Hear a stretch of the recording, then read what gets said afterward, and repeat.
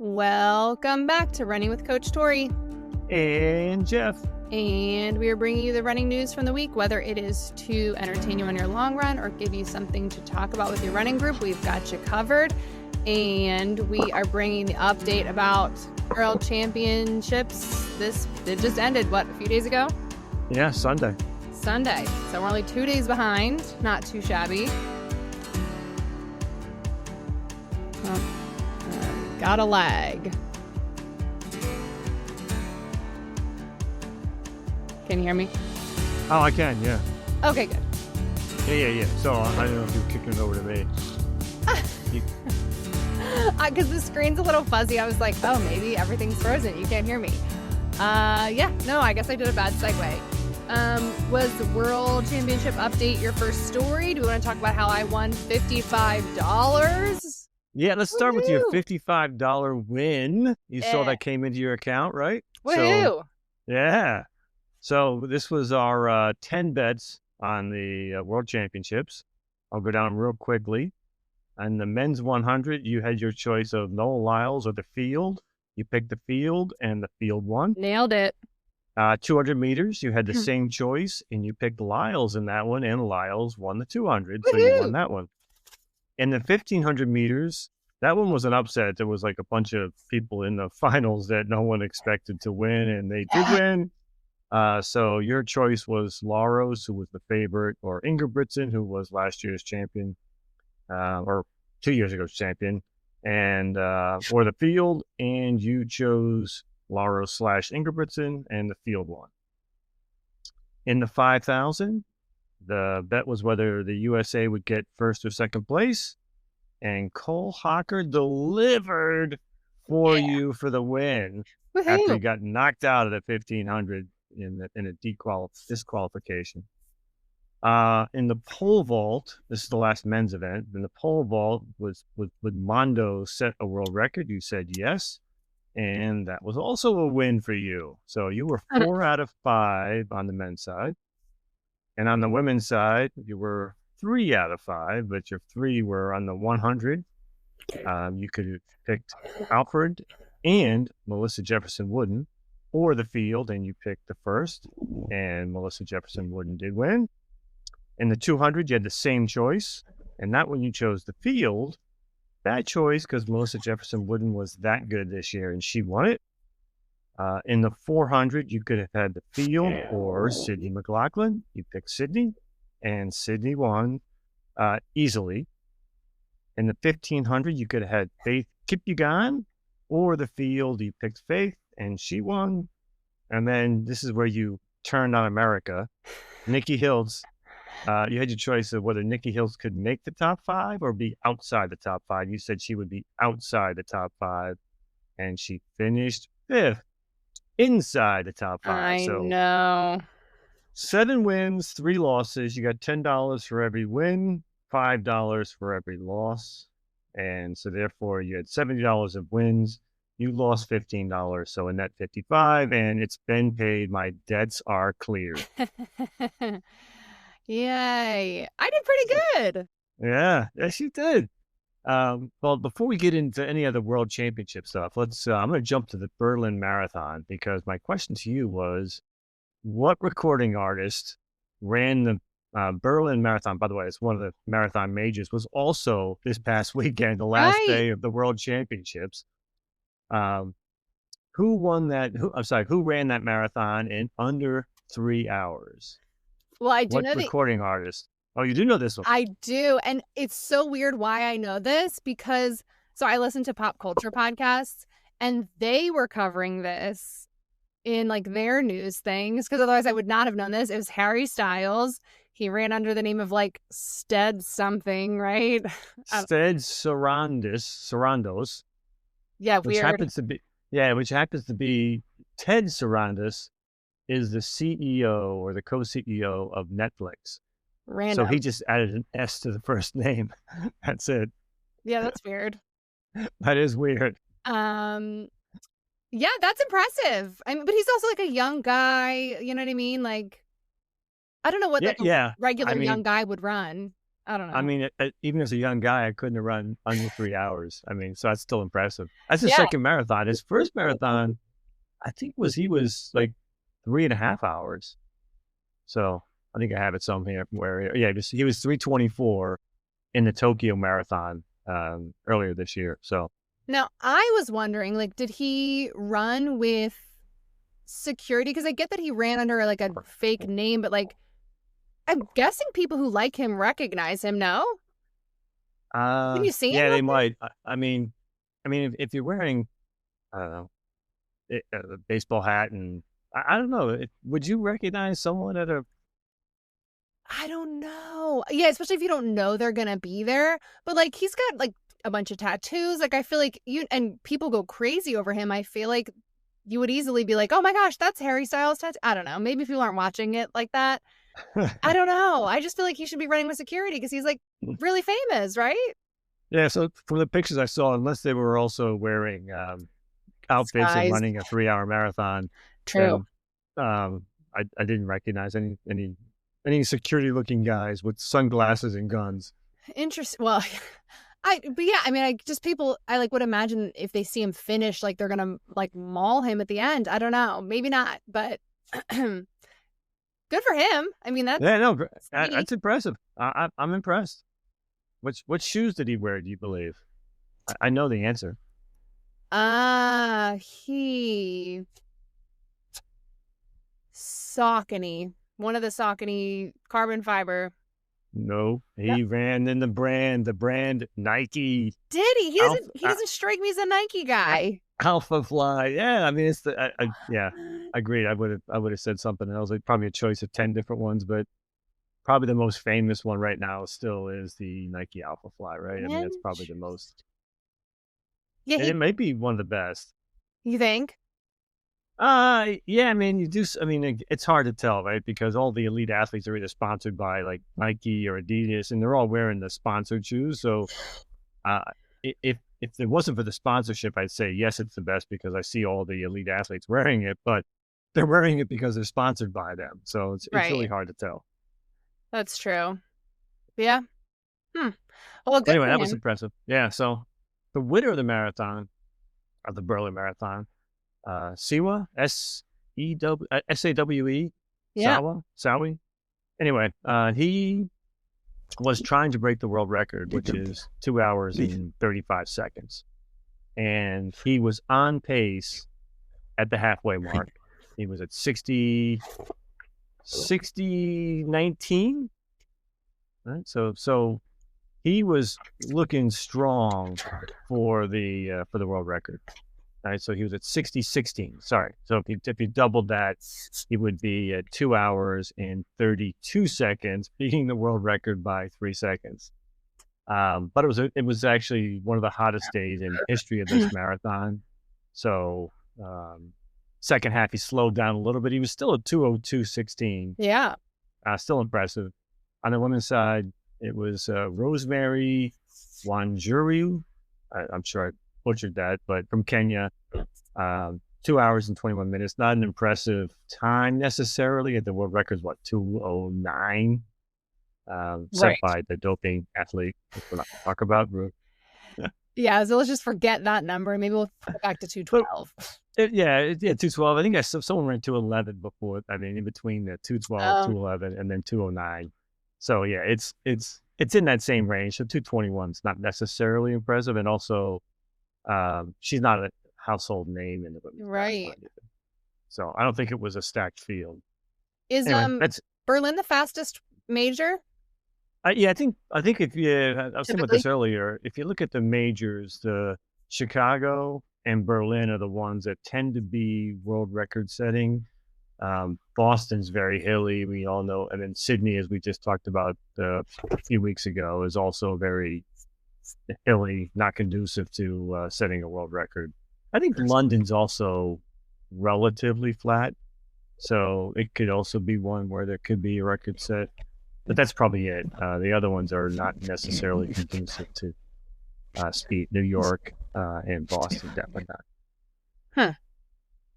Yeah. So anyway, that's the marathon major, which we didn't talk about going into it. I didn't even know it was happening until I saw it, headlines on it like a day later. Yeah, no, I feel like that kind of got buried there. But I guess, like you said, it wasn't, it was at the same time as Worlds, and it wasn't like a stacked field or anything. And that Yeah, the guy who won is like a newer. yeah, he's a younger guy. He's won his first 2 or 3 marathons, all in the 202 range. He's really looking like he could be the next guy to be the next world record holder, and he seems like he's going for it too. So Very cool. yeah, it's unfortunate you can only run. I mean, these guys, elite athletes, only run 2 a year, right? Right. One spring, one fall. Um, and even with super shoes and training and everything, that they say they can run more than that. The elites are not doing that. Right. Good All luck right, next so, time. yeah. So let's jump into worlds for a second. Anything else we had on world? Let's see. So I think my so let's make an observation here. One, men versus women. On the women's side, almost all the women favorites won, Mm-hmm. except for in 800 meters. I think there was a little bit of you know, Keely Hawkinson was, I think, the favorite from the UK, and she didn't win. She was third. But besides that, I think all of the other races, you would say the favorite probably won. On the men's side, there were very few favorites who won. And why do you think that is? Like, what's the difference between the men and women's field? Where is this just an anomaly, once in a lifetime thing, or is it a sign of something else? I mean, probably is just an anomaly, but if I think back to earlier this year when we were, you had world record updates like every week about the men, especially distance runners, right? So I think they just, I don't know if it was like ill timing or different priorities, but I do think there was a lot of early peaking or something with these races because we saw so much movement in the first half of the year. And again, I can't really speak much to the sprints because I don't know, like who really cares? Yeah, and the sprints, it's like always like there's 5 guys that could win it all, and like even the guys that won it. I mean, Noah Lyles wasn't a shocker necessarily, and Oblique Seville in the 100. Probably Kristen Thompson was probably the favorite, maybe Noah Lyles, but Oblique Seville wasn't a shock. Right. But the rest of them, like all the other ones, I think were pretty surprising. Yeah. But no, I think especially in the distance realm of things, there was a lot of things happening um earlier in the year, and yeah, maybe people were just like not with it, or I know like lots of unexpected injuries or recovering from injuries around this time. Um so I definitely think that could be a part of it too. Right, like we didn't expect Josh Kerr to have some kind of injury. I know Ingebrigtsen has been struggling with his injury, and even though that wasn't what he said was the reason he didn't perform as well, but like the inconsistent training was, and that was because the injury just keeps coming back. So, I think some of that has to do with it. Can't speak much to like the 400 and the hurdles and everything because I can't for the life of me remember any names of anyone involved in that. Um, so yeah, maybe an anomaly, but maybe just like weird training this year. Yeah, I mean, it makes sense, a little bit of sense, because one of the things I had on here was, Grant Fisher was a little bit of a surprise, and like you said, if you think back to Grant Fisher's year, he said 2 world records on the indoor track. So what's that? That's the February timeframe. Mm-hmm. He was running Grand Slam track and doing pretty well. I think he won 2 of the first 2 events, Mm-hmm. right? First 2 slams, Jamaica and Miami. And then in Philadelphia, he had a little bit of an injury, so to speak. Right. So, maybe he peaked too early, and that's why, a guy like Cole Hocker, if you think about also he was in Grand Slam, but he didn't perform very well, relatively speaking. I mean, as the Olympic gold medalist, he didn't win any of the events, and a lot of the talk has been really that Cole Hocker sets himself up for success in the big championships and doesn't necessarily try to peak early. So that could be the difference. I mean, he did win the 5,000. So I think there's some validity to that. Maybe on the women's side, there's, maybe, maybe the men's side is a little bit more competitive, meaning that there's just 5 guys that can win it. Where on the women's side, it does feel like the sides, like Sydney McLaughlin, for example, in the 400. Yeah, there are a couple of women that could have won, but Not really. it's probably only, yeah, but I mean, she was second fastest of all time. You got Faith Kipyegon, who's been dominant, Beatrice Chebet, who's been dominant in the 5,000, the 10,000, and they were winners. And I think I don't know that we have that same dominance on the men's side, where you have somebody who's just been winning nonstop every time, except for maybe the 800 meters with um, Winyoni.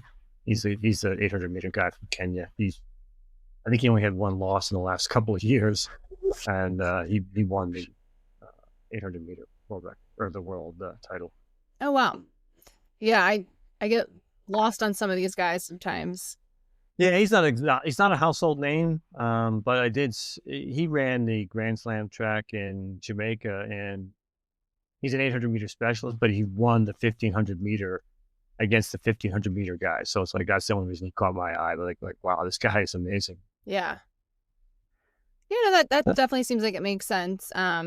And I guess I could also track for why sometimes I'm like, I don't even know who some of these guys are because there isn't like a Usain Bolt standout, right? As much as like Noah Lyles wants to be the standout, you know, there just is a lot of fast guys right now. So yeah, I mean, I guess it could just be like the timing, and maybe we'll see a shift in that in the women's field in the next couple of years. I feel like there are some collegiate athletes that have been, you'll see like a video of like, I can't remember the girl's name, but someone who did the 400 hurdles or 400 meters or whatever it was. And it's like just destroyed Sydney McLaughlin's record. And Josh was just showing me that this morning. He's like, what is this? I'm like, this is from college. Like, these are not people who like, you're getting confused on what, because people, the videos don't have a lot of description, but I do think there are a lot of collegiate athletes, especially on the women's side that I've seen recently who are just like seem phenomenal. And it's like, hopefully they can keep that when they move up to the professional leagues. Yeah, it is a shame because you do see a lot of, athletes that I won't say peak early, but set those world records early, like the under 20 records, and then aren't able to translate that to the overall world record or competing at the world stage. I don't know why, whether it's burnout, whether it's, I don't know what else it could be. I mean, it's got to be mental fatigue, physical fatigue, injuries. Just a lot of things happen that people just get injured a lot. Oh, for sure. I think Mary Kane, actually, her book recently within the past couple months or is coming out, but she has that book kind of just about, I believe, her experience, not just with like Nike Project, but being a phenom and then everything just kind of going south. And I wish I could remember the name of her book, but I recently saw that.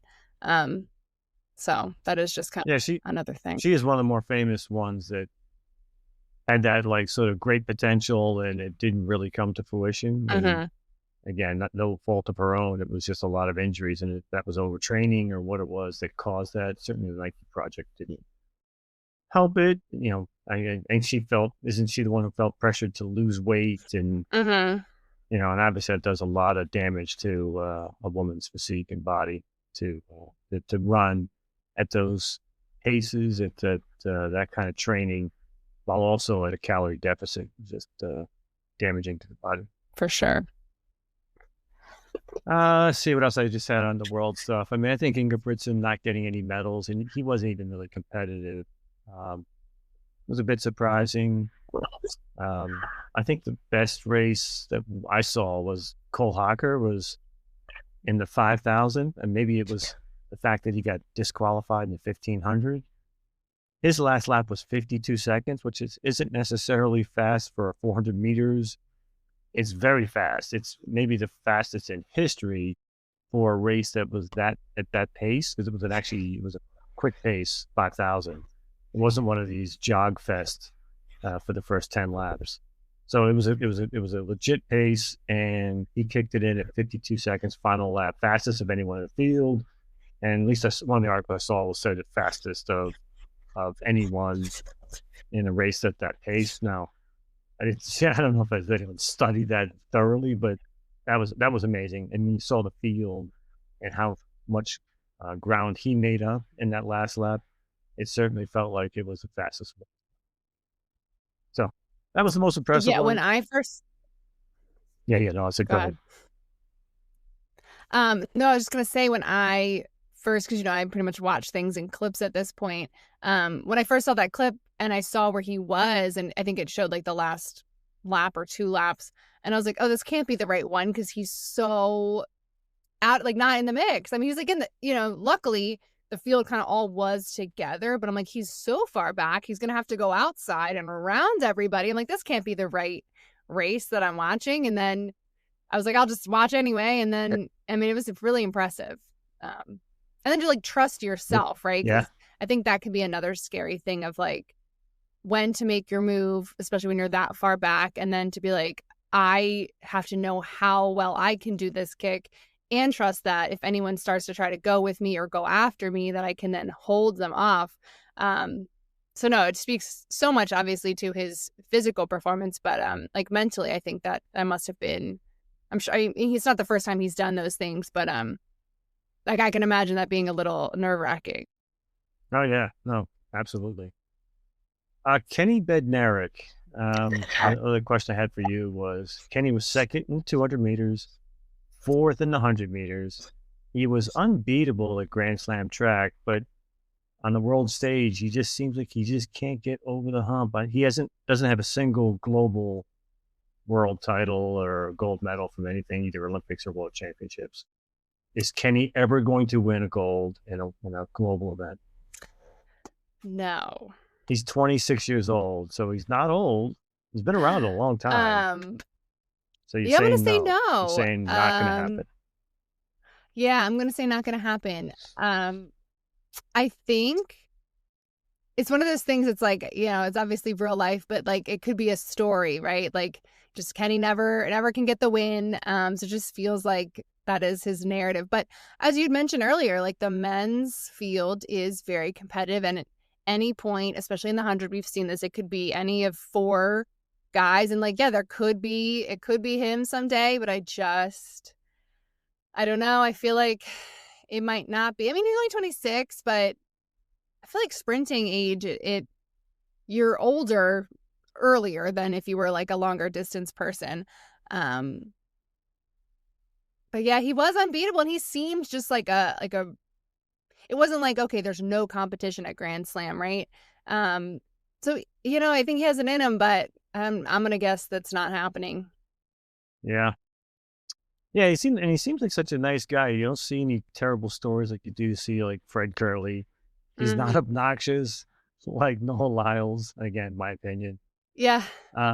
So yeah, I mean, I find him a likable guy. I feel bad that he hasn't been able to get over the hump. I'm going to say yes, he will win a global title, like you said. It seems like it could be any one of 2 or 3 people. He's always in the mix at some point. He's just going to, it's going to be his time, and it's just not been his time to be. So we'll see. Yeah, no, I definitely hope so because, like you said, he is. If he was like the fastest guy for us right now, right? If he had won the 200 or the 100, whatever, like I think it's easier for people to get behind someone who just seems like a good, like, right? Sydney, she's not making news because she's always talking like Sha'Carri or anything. It's just she runs really well. She's positive. She's likable, and I feel like Kenny could be that too. It's just not there yet. Kenny could be the Sydney of the men's side. Oh I'm well. with you. I didn't mean that. Like he could just be likable. I don't think anybody's gonna be the Sydney of anything. Yeah. Hey, I didn't watch a lot of the relays. Did you see the men's 4x400 relay? There was a little controversy. No, I didn't see it. I think I saw like a picture and I saw the title of like they're gonna have to rerun it. And then the only other thing I heard was about whoever on our team, I guess, was like not thinking they were actually gonna have to rerun it. So then they were out partying the night before the race. And it's just like, ugh, so dumb. Like, what is happening? I don't know. Yeah. Yeah. So for everyone's benefit, what happened was in the I'll call it qualifying for the finals, Zimbabwe interfered with 2 teams, the US and Kenya. And what they did is, as you know, as in a 4x400 relay, as the runners are coming in, the next runner in line is sort of lined up, and the runner coming in is supposed to sort of line up with his runner and then hand it off. Well, Zimbabwe was like a lane or two away, and so as they got to their next runner, they reached across a lane to hand it to their runner, Wow. the next runner, and that interfered then with the U.S. in one exchange, and then on another exchange, they did the same exact thing and did it to Kenya, and both U.S. and Kenya didn't qualify for the finals. So at 11 o'clock on Saturday night, the officials took the protest and announced that there would be a runoff at 10:40 a.m. on Sunday morning, the day of the finals, which is run in the afternoon. And U.S. and Kenya ran in their originally assigned lanes.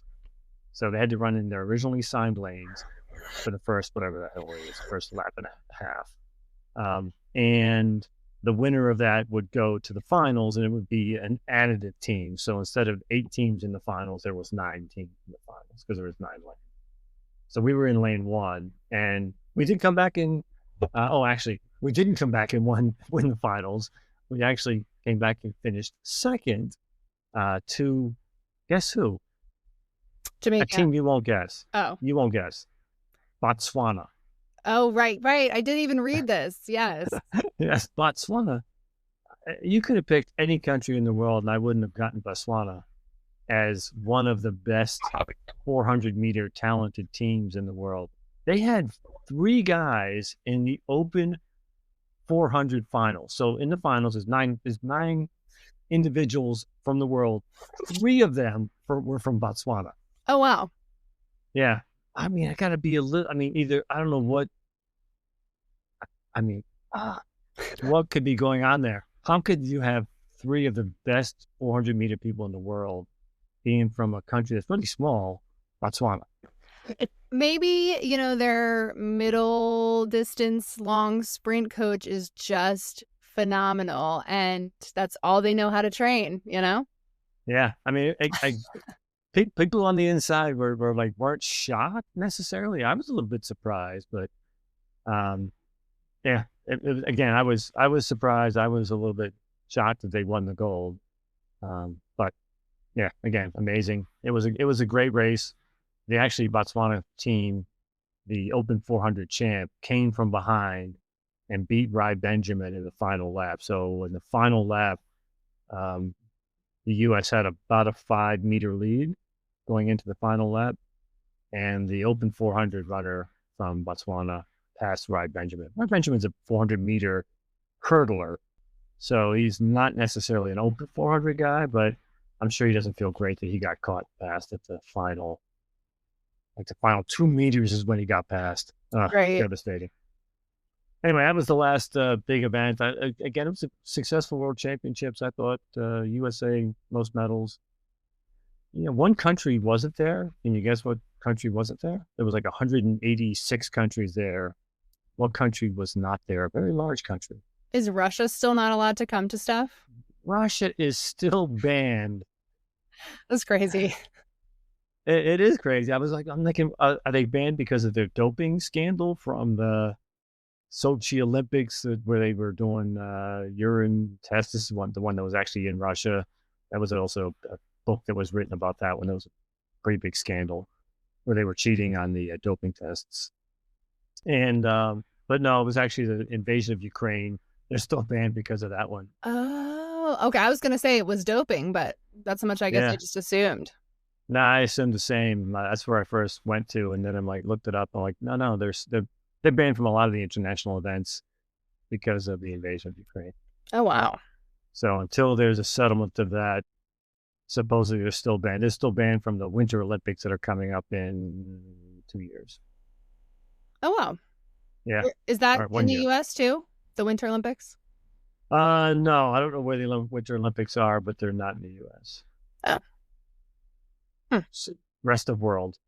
We get the LA Olympics, so I think that's I don't think we're gonna get both.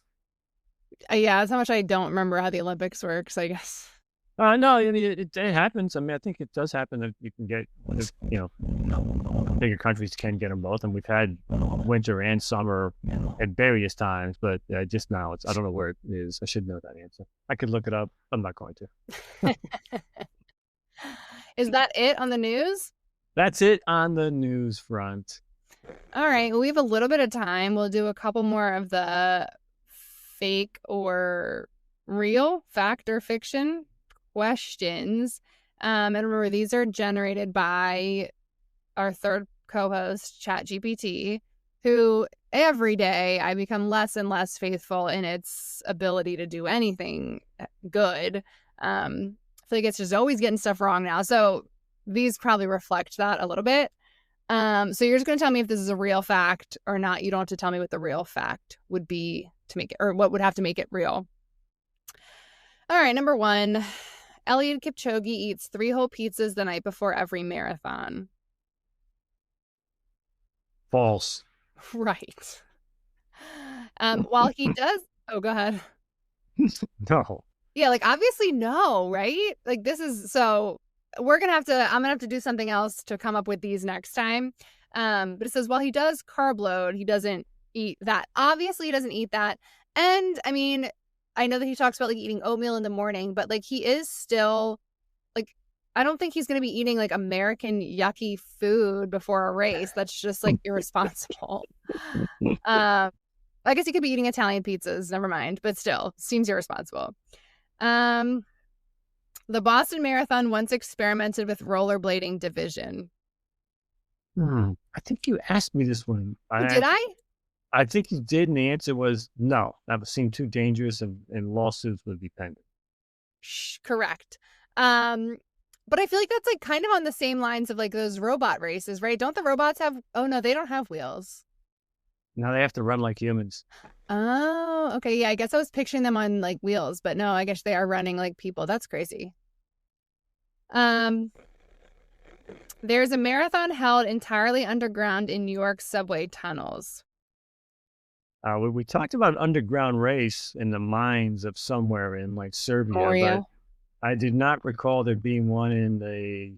I'm gonna say no. That those subways run all the time. There's no way that's a marathon. Exactly. Yep. No way. Wait. ChatGPT is so annoying. These are all fake. This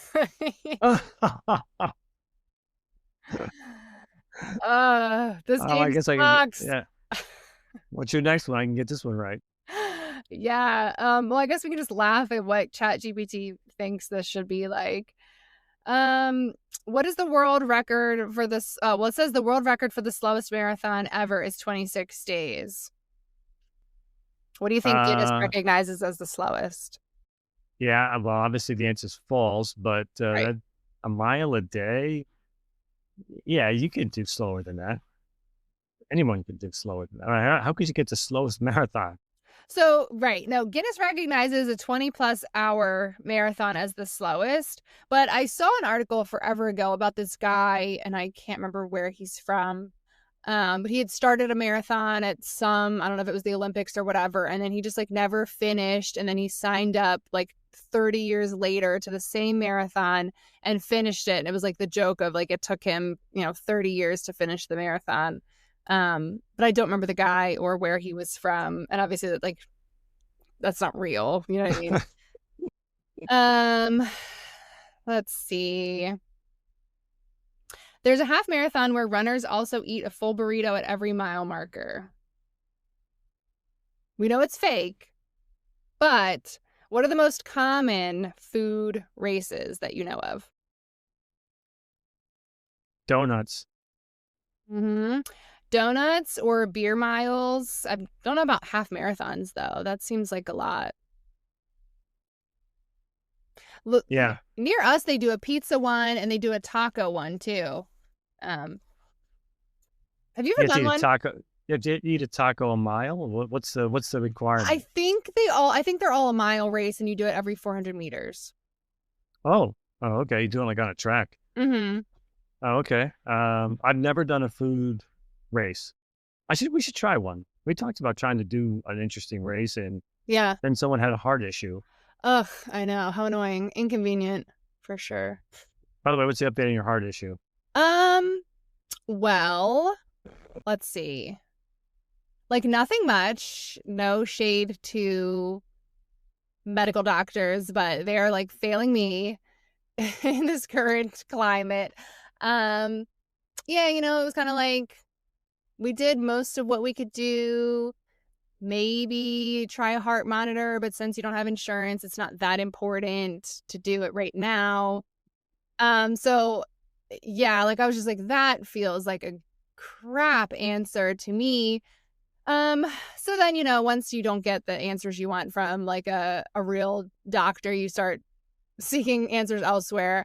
So I did talk to like a functional medicine doctor who has a bunch of credentials and other things. And just through looking at old labs, we remembered / I discovered that I've tested a weak positive for like a celiac issue or like a gluten intolerance for years when I've had blood work.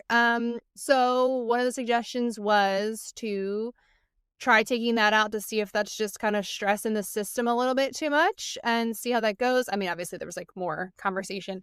So I've been gluten-free for like a week and a half. And I was starting to feel like not a lot better. I was starting to not have heart flutters. So like that was obviously like a weird surprise because I was like, this isn't going to do anything. And then the past 2 days I've started having like heart squeezes again. So, who's to say what's going on? But So yeah, you're still so it's having just a the continued thing various and, little flutters here and just there trying to that you're look for feeling. answers elsewhere. But I've been working out way more consistently than I had been. I'm going to go for a run today. So yeah, trying to get back on track, I guess. All right, well, good luck with that. I mean, yeah. So any races are off on hold for a bit. Probably just because I'm like really I'm trying not to go too hard on anything. And I'm just like not feeling very fit. Well, we were going to do that race in Florida in November. Is that should we put that on hold? I think we may have to wait on that one until maybe next time we come down to Florida. I'm thinking. Yeah, so, stay tuned, I guess. But how's your speed before we let you go? How's the speed training mile? When's your Speed next training.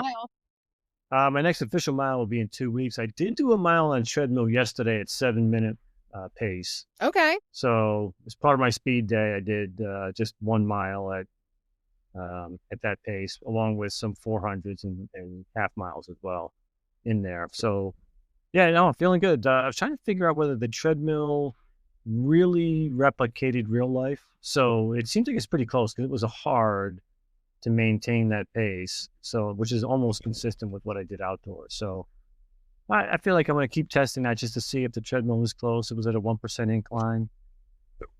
So yeah, my speed work yesterday was great. Awesome. I can't wait to hear how fast you go. Sub 6:30, right? We'll see. All right. Well, feel free to comment what you think Jeff will run in 2 weeks on his mile time trial. Or comment some better fake facts or real facts because I clearly messed up my game. And someday I will do better journalism and read things before I start reporting on them. But until then, like, review, subscribe, share, all the things. Also, eventually we're going to try to go live on YouTube, which is now a shock to Jeff. I didn't tell him that. But check back to see when we'll be live on YouTube. See ya.